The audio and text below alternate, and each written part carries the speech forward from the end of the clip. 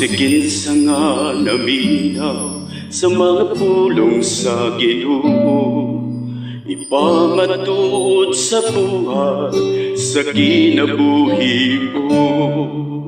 Kasamas ka gayon sa usa ka tawong maalamon, nga nagatukod sa iyang balay sa usa ka dakong bato, bisan sa kusog nga unos ug walay hunong nga ulan. Hangin nga magkusog magpapili, kini nga dili matarog sa maunta ni iyang kalig-on sa pagtuo sa kada tao. Pangayoon ka, kini nga grasya gikan niya.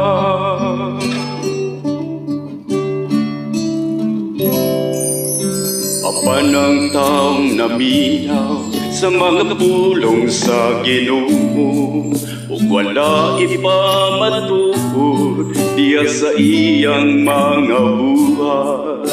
Sama siya sa taong nagtukod og balay sa yutang huyang, sa kusog nga ulan pagabalason ug sa hangin pagatumpako. Pulong ni Kristo buhat mo ug haligi sa pagtuo, ang binikining grasya nga gigasan niya sa kinabuhi mo.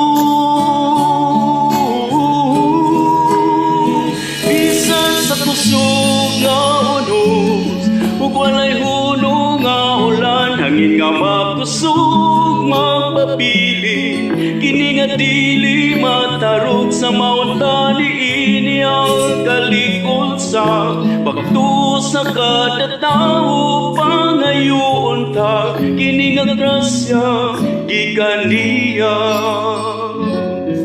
kini nga grasya gikan niya.